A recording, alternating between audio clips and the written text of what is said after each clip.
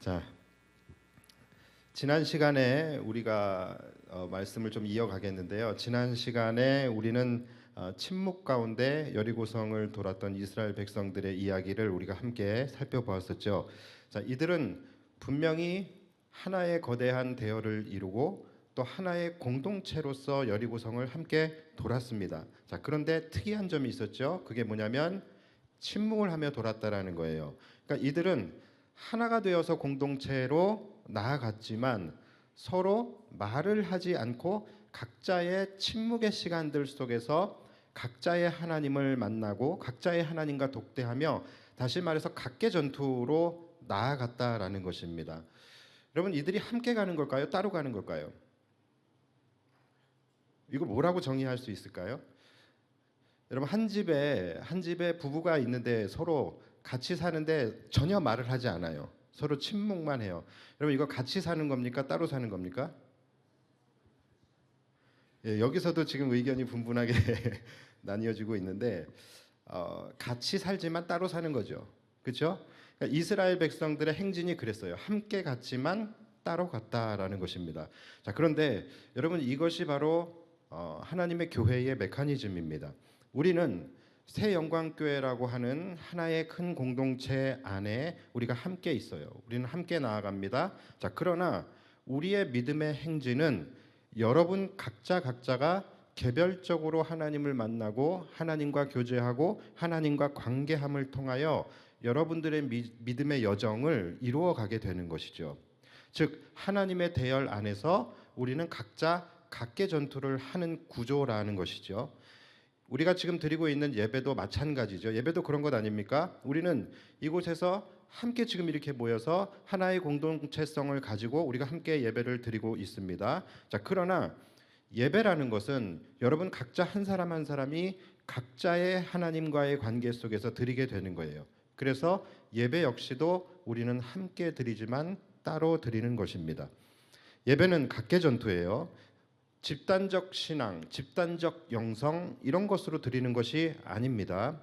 자, 그래서 똑같은 예배를 드려도 지금 이 시간에 부어지는 하나님의 은혜는 각각 다를 수밖에 없는 것입니다. 어떤 분은 예배 가운데 안타깝게도 하나님을 만나지 못한 상태로 예배를 드리시는 분이 계시고요. 동일한 예배를 드리면서도 어떤 분은 하나님을 깊이 만나고 폭포수와 같은 은혜를 경험하는 예배를 드리기도 합니다. 여러분들이 아까 찬양을 할 때도 제가 이렇게 뒤에서 보니까 정말로 그 시간에 깊이 하나님을 만나고 하나님과 교통이 이루어지고 있는 성도들이 있는 반면에, 또는 이 찬양을 하는 동안에 계속해서 마음이 냉랭하고 하나님과의 이 접속이 이루어지지 않는 분들도 분명히 있어요. 제 눈에 보이지는 않아요. 그런 것들이 보이지는 않지만 분명히 그렇다라는 것이죠. 추운 분들이 그러겠죠. 이런 거예요. 그러니까 동일한 예배 가운데서도 각기 은혜가 다 다르게 나타나게 되는 것이죠.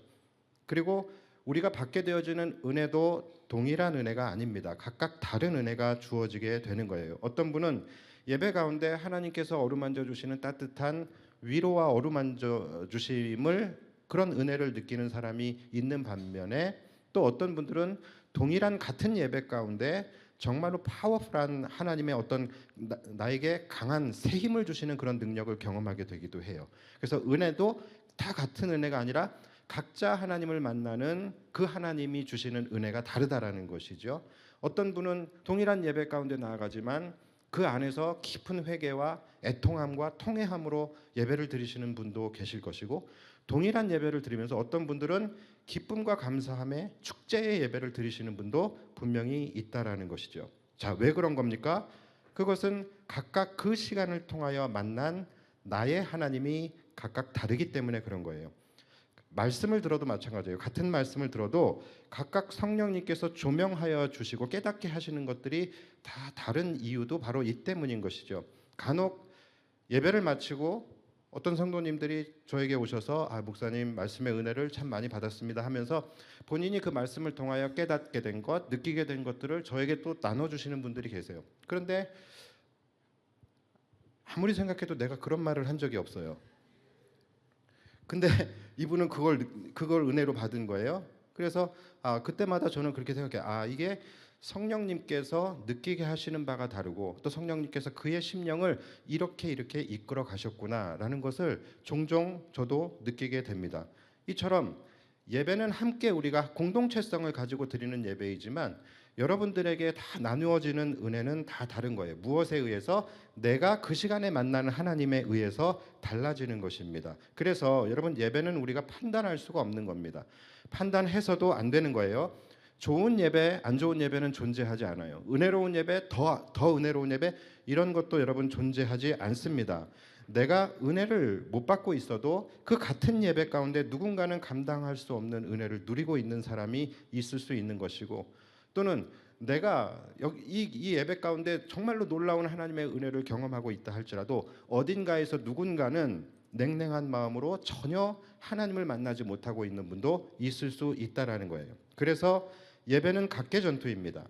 그래서 여러분들에게 예배에 성공하라고 말씀을 하시는 거예요. 오늘 말씀의 제목이 예배에 성공합시다예요. 여러분, 이 자리에 앉아 있다고 예배에 성공하는 것이 아닙니다.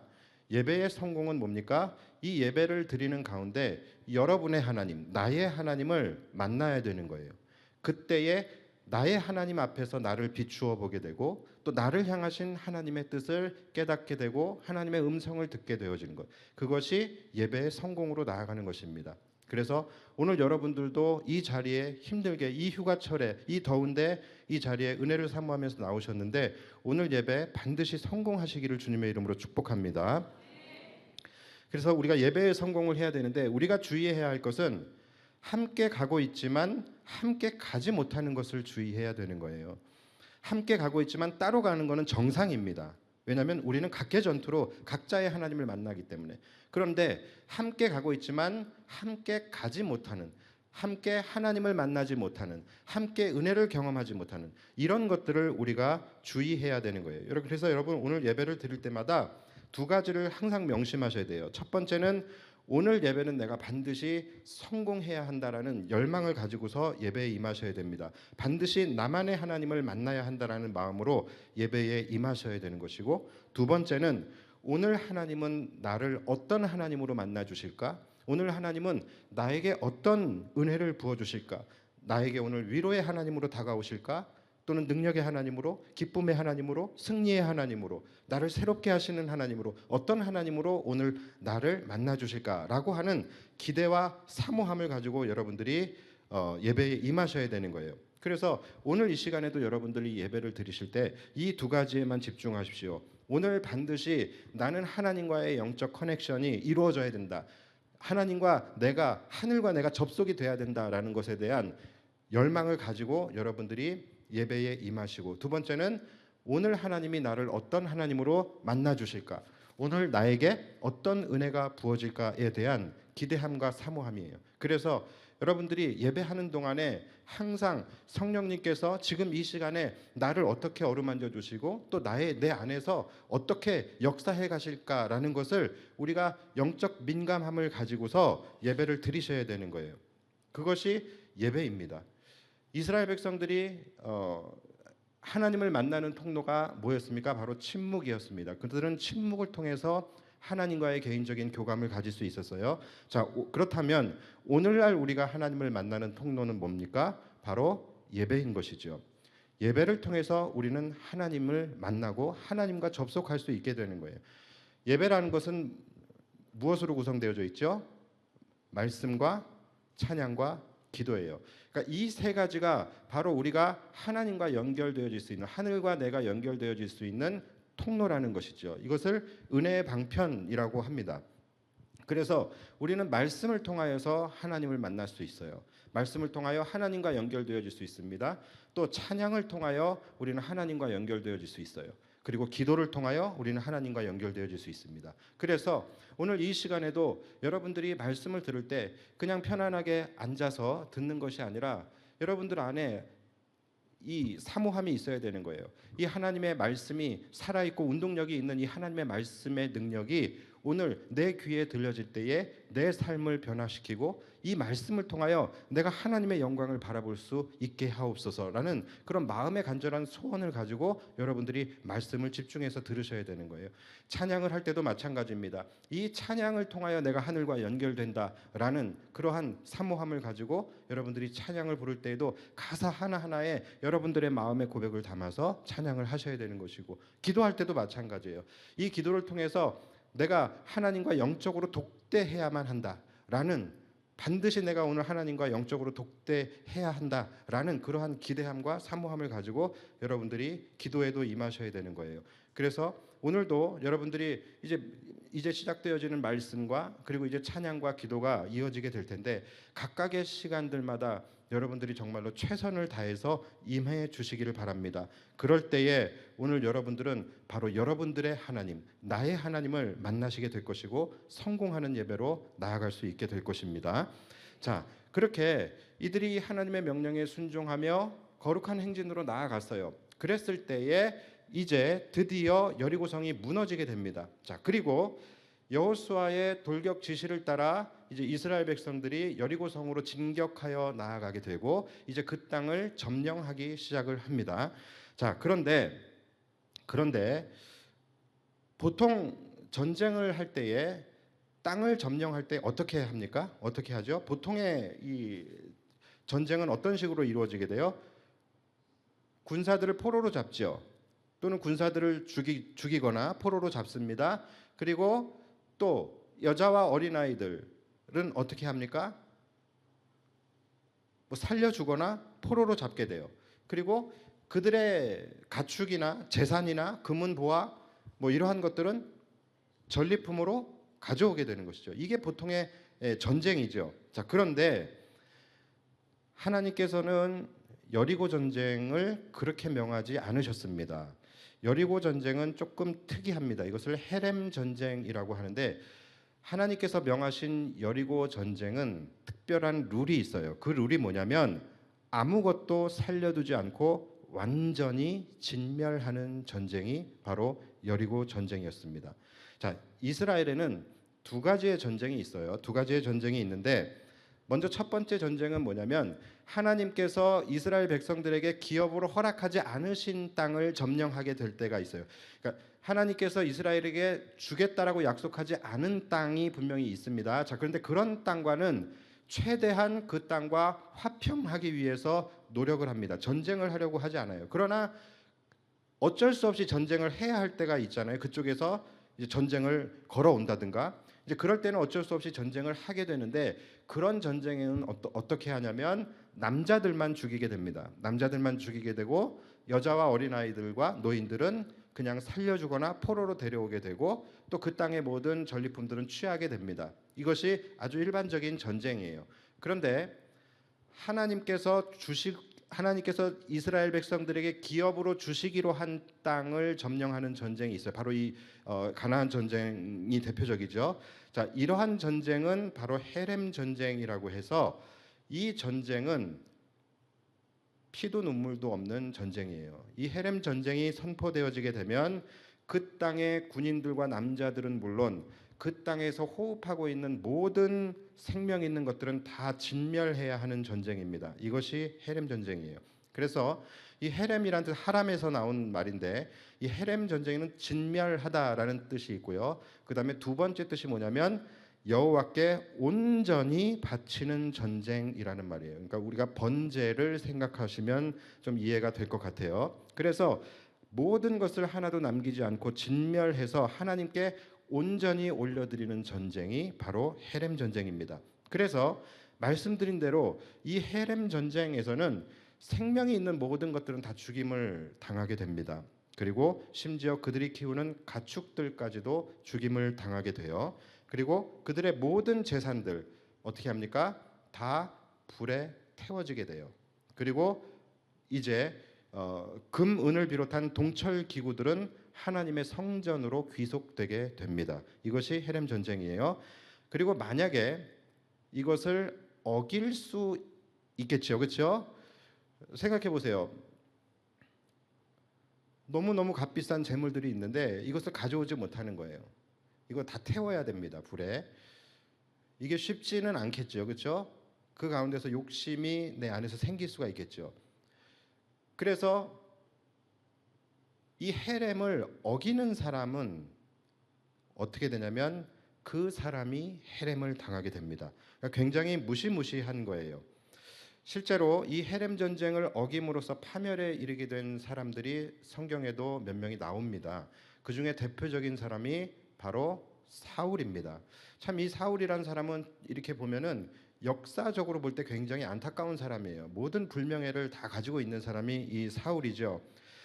어떤 일이 있었냐면 하나님께서 이 아말렉이라는 민족, 아말렉이라는 족속을 굉장히 싫어하셨습니다. 그래서 이 아말렉은 항상 이들을 천하에서 도말하라고 명령을 하셔요. 그런데 계속 못하죠. 그러다가 사울의 때에 와서 이제 하나님께서 아말렉이라는 족속을 진멸하시기 위해서 사울에게 헤렘 전쟁을 명하십니다. 아말렉을 진멸시켜라 명령을 하셔요. 그래서 이제 사울이 아말렉 족속과 싸우게 되는데 하윌라에서 술까지 아말렉 족속들을 치고 올라가면서 다 초토화시켜 버리게 돼요. 그래서 진멸을 할 수 있게 됩니다.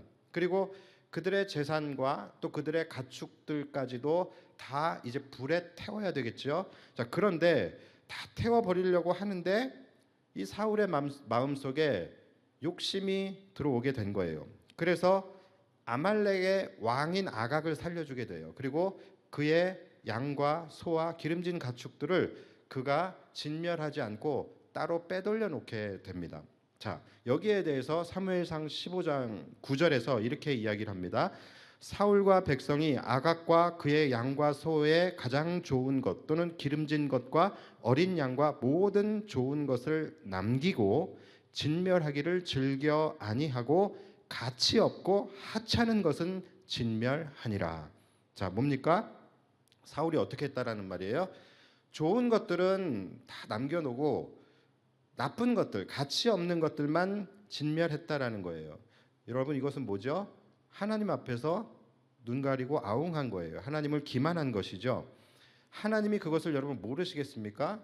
그때에 하나님께서 처음으로 후회라는 말씀을 하세요. 내가 사울을 왕으로 세운 것을 내가 후회한다라고 말씀을 하세요. 그게 사무엘에게 말씀하신 건데, 내가 사울을 왕으로 세운 것을 후회하노니 그가 돌이켜서 나를 따르지 아니하며 내 명령을 행하지 아니하였음이니라. 그러니까 하나님은 이미 다 알고 계셨죠. 사무엘도 이미 다 알고 있었어요. 그런데 사울은 뻔뻔하게도 사무엘 선지자에게 하나님의 명령을 따라서 다 진멸했다라고 거짓말을 아주 천연덕스럽게 하게 됩니다. 자, 그러자 사무엘이 뭐라고 대답을 하냐면, 아, 그래요? 그럼 지금 내 귀에 들리고 있는 이 양과 소의 소리는 무엇입니까? 라고 사울에게 이야기를 해요. 그러자 사울이 뜨끔했죠. 그리고서는 곧바로 핑계를 댑니다. 아, 저 양과 소요. 저놈들은 너무 좋은 놈들이라서 너무 죽이기 아깝고 너무 좋은 놈들이라서 저런 놈들은 하나님께 올려드리고 하나님께 제사를 드리기 위해서 남겨두었습니다. 이렇게 그가 대답을 하게 됩니다. 자, 여러분, 그의 핑계를 잘 한번 보십시오. 그의 핑계가 뭡니까? 하나님의 명령을 어긴 이유가 하나님을 예배하기 위해서라고 하는 희대의 망언을 남기게 된 거예요.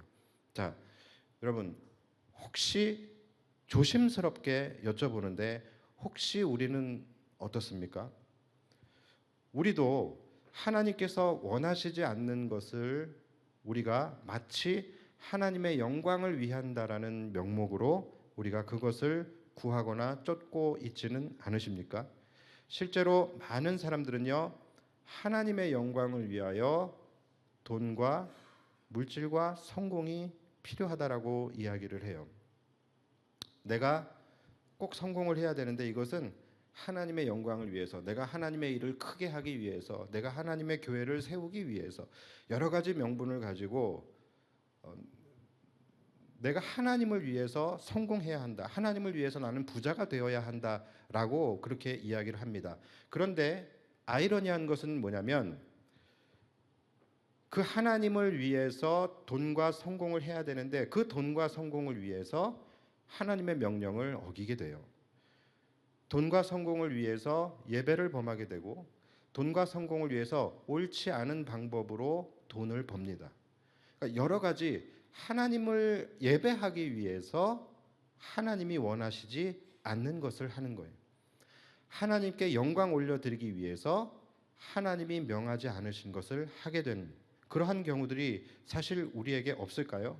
이것이 사울이 주장하는 기적의 논리예요. 하나님의 명령을 어기는 이유가 하나님의 영광을 위해서라는 거예요. 그가 이렇게 이야기를 합니다. 당신의 하나님 여호와께 제사하려 하여 양들과 소들 중에서 가장 좋은 것을 남김이요 그 외의 것은 우리가 진멸하였나이다. 자, 여러분 들으면서 이상한 것 없으셨어요? 뭐라고 얘기하죠? 누구의 하나님? 당신의 하나님이라고 이야기를 해요. 당신의 여호와께 제사하기 위해서 그랬다라는 거예요. 자, 여기서 기적의 논리가 또 나오고 있죠. 하나님께 제사하기 위해서라고 해놓고서는 그 하나님이 나의 하나님은 또 아닌 거예요. 당신의 하나님이에요. 자, 여러분 이런 거예요. 순수하지 못한 거짓된 명분은 반드시 자가당착과 스스로의 모순에 빠질 수밖에 없게 되는 것이죠. 사울에게 지금 하나님은 이미 나의 하나님이 아닌 거예요. 겉으로는 하나님을 예배하기 위해서라고 말은 했지만 그의 안에 신앙의 양심까지는 속일 수가 없었던 것입니다. 겉으로는 하나님께 영광 올려드리기 위해서라고 말은 했지만 그의 안에 있는 신앙적 양심은 이미 그에게 선고를 내린 거예요. 이제 더 이상 하나님은 너의 하나님이 아니다라는 것이죠. 여러분 우리는 이 부분을 두렵게 여겨야 합니다. 여러분들 오늘 예배 드리실 때 여러분들은 지금 나의 하나님을 예배하고 있으십니까? 여러분 이것이 여러분 하나님을 기만하고 불순종하는 자들이 드리는 예배라는 거예요. 하나님을 예배한다는 아주 거룩한 명분으로 예배를 드리지만 실제로는 그 안에 자신의 탐욕과 탐심이 있는 것이죠. 그런 자들에게는 하나님이 나의 하나님이 되어주시지 않는 것이고 그런 자들이 드리는 예배는 나의 하나님이 아닌 누군가의 하나님을 예배하는 들러리로 서 있을 수밖에 없게 되는 것이죠. 여러분 우리도 혹시 오늘 이 자리에 여러분들이 나오실 때에 내 안에 나는 하나님을 예배하기 위해서 내가 이 자리에 나왔다라는 마음으로 나오셨겠지만 더 깊이 들어가 보면 그 마음 속에는 내 안에 어떠한 마음이 있는지 내가 무엇을 위해서 오늘 하나님을 예배하고 있는지 혹시 나의 성공과 나의 형통과 나의 안위와 나의 축복 이러한 것을 위해서 혹시 하나님을 예배하고 있는 것은 아닌지 여러분들 우리가 다시 한번 두려운 마음으로 살펴볼 수 있어야 됩니다. 이러한 것들이 거룩한 명분으로 포장이 된다라는 것이죠. 나도 모르게.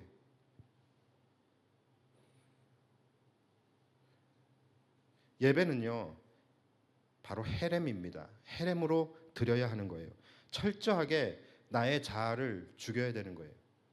예배는 철저하게 나의 욕망을 헤렘시켜서 온전히 죽은 나를 하나님께 드리는 것. 그것이 예배입니다. 우리 안에 욕심이 있죠. 탐심이 있죠. 그러나 철저하게 나의 욕심과 또 나의 모든 기대와 소망을 십자가에 못 박아 죽이고 철저하게 온전한 번제로 하나님께 거룩한 산 제물로 드려지는 것. 여러분 그것이 예배인 것입니다. 사실 이러한 부분들이 우리 안에서 강조되지 않고 또 이러한 부분들을 우리가 스스로 많이 생각할 기회가 없어요. 그런데 이런 시간들을 통해서 우리가 한 번쯤 생각해 봤으면 좋겠어요. 내가 드리는 예배가 정말로 온전히 하나님 앞에 드려지는 헤렘의 예배인가? 정말로 내가 온전히 죽고 정말로 번제로 하나님 앞에 올려드리는 그러한 예배인가? 혹시 나의 마음속에 살아있는 것은 없는가? 나의 마음속에 내가 남겨놓고 있는 것은 없는가? 그것이 나의 이 세상에서의 기대와 소망 또는 나의 형통과 축복 이러한 것들은 내가 참아 죽이지 못하고 내가 이것을 위해서 하나님을 예배하고 있지는 않는가? 이러한 부분들을 우리가 생각을 해봐야 된다는 거예요. 여러분 우리가 온전히 죽지 않고 하나님을 예배하게 되면 그 은혜는 나의 은혜가 아니라 남의 은혜인 것이고 나의 믿음이 아니라 남의 믿음인 것이고 나의 하나님을 만날 수 없는 것입니다. 남의 하나님을 우리는 예배하게 되는 거예요. 하나님 앞에 나아갈 때는 온전히 나를 죽이는 헤렘으로 나아가셔야 돼요. 재물은 절대로 살아서 나아갈 수 없는 것이죠. 재물은 죽어서 하나님 앞에 나아가는 거예요. 하나님은 우리가 살아서 나아오는 것을 하나님은 원하지 않으시고 그것을 용납하지 않으십니다. 철저하게 죽은 상태로 오직 우리는 가장 낮은 모습으로, 가장 비참한 모습으로 오로지 하나님의 긍휼하심만 구하고 오직 하나님의 은혜만을 구하며 나아가는 것이 예배라는 거예요. 남기고 싶은 거, 죽이지 않고 싶은 것들 얼마나 많이 있겠어요. 물질과 성공에 대한 기대도 분명히 우리 안에 있습니다. 나의 영광, 나의 자존심, 또 나의 체면, 이러한 것들 다 살리고 싶지요. 그런 것들이 꼭 주님의 영광을 위하여서 필요하다라고 항변하고 싶습니다. 그러나 여러분, 주님이 우리에게 죽어서 오라고 말씀하시면 순종이 먼저인 것입니다. 항상 기독교는 역설의 종교예요. 내가 의롭게 되기 위해서 나는 가장 추한 죄인임을 인정해야 하는 것이죠. 내가 살기 위해서는 우리는 하나님 앞에 죽어서 나아가야 되는 것입니다. 우리가 죽어서 나아갈 때 하나님이 우리를 살리시는 거예요. 그래서 기독교는 부활의 종교인 것입니다. 여러분, 항상 순종이 먼저입니다. 그래서 사무엘이 사울에게 뭐라고 그럽니까? 여호와께서 제사를 그의 목소리를 청종하는 것보다 좋아하시겠나이까? 순종이 제사보다 낫고 듣는 것이 순양의 기름보다 나은 것입니다. 왕이 여호와의 말씀을 버렸으므로 여호와께서도 왕을 버려 왕이 되지 못하게 하셨나이다. 여러분, 사울이 버림받은 이유는 다윗을 질투해서가 아니에요. 바로 이 일 때문인 것이죠. 결국은 헤렘을 어긴 사울 왕이 헤렘을 당하게 된 것입니다. 말씀을 이제 슬슬 정리하도록 하겠습니다. 잘 하고 있죠? 말씀을 그러나 슬슬 정리한다고 했지 바로 정리한다고 하지는 않았습니다. 참으로 안타까운 것은 이 헤렘의 명령을 어겨서 헤렘을 당하게 된 사건이 바로 이 여리고 전쟁에서도 일어나게 돼요. 분명히 오늘 본문 18절에서 너희는 온전히 바치고 그 바친 것 중에서 어떤 것이든지 취하여 너희가 이스라엘 진영으로 바치는 것이 되게 하여 고통을 당하게 되지 아니하도록, 뭡니까? 살려두어서 그것을 너희 이스라엘 민족으로 귀속시켜서 너희가 헤렘 당하지 아니하도록 오직 너희는 그 바친 물건에 손대지 말라. 자, 이렇게 분명히 말씀하셨어요. 뭡니까? 바로 헤렘을 명하신 거예요. 자, 그런데 또 욕심의 눈이 멀어서 헤렘을 어기고 헤렘을 당한 또 한 사람의 주인공이 이제 뒤에 7장에 나오게 됩니다. 바로 아간이라는 사람이에요. 근데 그 사람에 대한 이야기는 다음 시간에 이어서 나누도록 하겠습니다. 자, 오늘은 그래도 가슴 따뜻한 기사로 우리가 좀 마무리를 좀 하겠습니다. 자, 여러분, 여리고성 안에 있는 모든 것들은 다 죽여야 되죠. 다 죽여야 합니다. 자, 그런데 그 가운데서 꼭 살려줘야 할 사람들이 있었어요. 자, 그게 누군지 아십니까? 누군지 아세요? 이 사람이 죽으면 큰일 나요. 이 사람이 죽으면 정말 안 됩니다. 실수로라도 죽으면 안 되는 사람이에요. 만약 이 사람이 죽었으면 인류의 구원의 역사가 바뀌게 될 수가 있어요. 자, 누굽니까? 바로 기생 라합이죠. 자, 여리고성에 정탐꾼들을 보냈던 거 기억나시죠? 그때에 그들을 살려주고 그들을 도와줘서 살아나가게 그렇게 도왔던 사람이 바로 기생 라합이에요. 자, 그래서 그때에 약속을 하죠. 이제 이스라엘 백성들이 여리고성을 치러 올 때에 기생 라합과 그의 가족들은 이제 살려주기로 약속을 하게 됩니다. 자, 그래서 여호수아가 그것을 기억을 하고 있었어요. 그래서 여리고성이 무너지자마자 가장 먼저 기생 라합과 그의 가족과 그에 속한 모든 것들을 구출해 올 것을 명령하게 됩니다. 바로 기생 라합 구하기 작전이 실행되게 돼요. 그래서 그로 말미암아 라합과 그의 가족들은 여리고성의 유일한 이제 생존자가 되어서 이스라엘 민족의 일원으로 편입이 되게 됩니다. 그래서 훗날 다윗의 고조 할머니가 되고 그리고 바로 그의 혈통에서 우리의 구원자 예수 그리스도께서 나시게 되는 것이죠. 자, 사랑하는 여러분, 표현이 조금 그럴 수 있어요. 그런데 여러분, 하나님은 굉장히 단순하신 분이십니다. 단순하신 분이에요. 그만큼 하나님은 예측이 가능하고 계산이 정확하신 분이라는 거예요. 하나님은 그분을 기만하고 하나님을 속이고 불순종하는 자들에 대해서는 반드시 심판하십니다. 그리고 그분을 경외함으로 그분을 위해서 헌신한 자들에 대해서는 하나님은 반드시 절대로 잊지 않으시고 그것을 갚아주신다라는 거예요. 하나님은 무서울 정도로 계산이 정확하신 분이에요. 여러분들이 지금까지 하나님을 위해서 일했던 것, 여러분들이 지금까지 하나님 앞에 눈물로 기도했던 것, 여러분들은 잊어버릴 수 있습니다. 그러나 하나님은 절대로 잊지 않으십니다. 하나님께서는 여러분들이 하나님을 경외함으로 하나님을 위하여 충성하고 헌신했던 그 모든 것들을 하나님은 다 기억하시고 언젠가 그분의 때에 그분의 방법으로 그것을 보응해 주십니다. 여러분, 우리는 이것을 믿어야 합니다. 지금 당장 내가 기도했을 때에 그것이 응답으로 나타나지 않았다고 해서 하나님이 그것을 무시하시거나 외면하시거나 잊어버리신 것이 전혀 아니에요. 하나님은 다 기억하고 계십니다. 또 우리가 생각하는 방법으로 응답되지 않았다고 해서 하나님이 내 기도에 침묵하시는 것도 아닙니다. 우리가 생각하는 것보다 훨씬 더 선한 방법으로 하나님은 그분의 때에 그것을 이루어 가실 거예요. 그래서 여러분, 우리가 기도하고 찬양하고 또 하나님 앞에 간절히 기도해도 응답되지 않을 때 낙심하지 않아도 될 것은 하나님은 그 모든 것들을 기억하고 계시고 우리를 향한 하나님의 약속과 언약은 반드시 이루십니다. 여러분, 그것을 믿고 가셔야 되는 거예요. 또 반면에 하나님은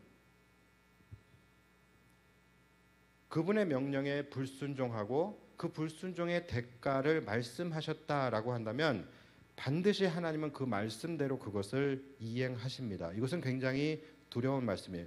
이건 역시 예외가 없어요. 하나님은 그분의 명령에 불순종하고 교만하고 하나님을 기만한 이러한 자들에 대해서는 하나님이 약속하신 징계를 반드시 내리게 된다라는 거예요. 자, 오늘 본문의 마지막을 보면요, 여리고성을 무너뜨린 후에 하나님께서 여호수아를 통하여 이 여리고성에 대한 어떤 선언을 하세요. 자, 그게 뭐냐면 여리고성 다시 세우지 말라는 거예요. 자, 제가 읽어드릴게요. 누구든지 일어나서 이 여리고성을 건축하는 자는 여호와 앞에서 저주를 받을 것이라. 그 기초를 쌓을 때에 그의 맏아들을 잃을 것이요 그 문을 세울 때에 그의 막내 아들을 잃으리라 하였더라. 자, 여리고성을 뭐예요? 다시 쌓지 말라는 거예요. 누구든지 여리고성을 다시 쌓으려고 기초를 쌓을 때 어떻게 된다고요? 맏아들을 잃어버리게 될 것이다. 그리고 누구든지 더 나아가서 문을 세우게 될 때에 그때 어떻게 된다고요? 막내 아들을 잃을 것이다 라고 말씀을 하세요. 그런데 여러분, 꼭 하지 말라는 거 하는 사람이 있어요, 없어요? 꼭 항상 있어요. 한동안 없었는데 열왕기 시대에 가서 그런 놈이 이제 나타나게 됩니다. 열왕기상 16장 34절을 보면은 제가 읽어드릴게요. 그 시대에 베델 사람 히엘이 여리고를 건축하였는데, 자, 건축을 하고 말아요.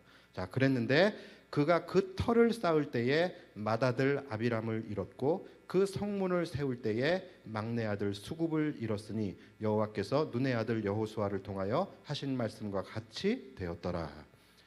꼭 이런 사람들이 있다니까요. 여러분, 두렵지 않으십니까? 수백 년이 지났어요. 수백 년이 지나도 하나님은 그분의 약속을 절대로 잊지 않고 계셨던 것이죠. 여러분, 하나님은 그분의 약속을 절대로 잊지 않으시는 신실하신 하나님이시라는 것을 여러분 믿으시기 바랍니다. 오늘날 그로부터 수천 년이 지났죠. 자, 오늘날 수천 년이 지난 오늘날은 하나님이 그분의 약속을 기억하고 계실까요? 계실까요? 자, 그렇다면 그 하나님의 약속은 오늘날 우리에게도 유효한 것입니다.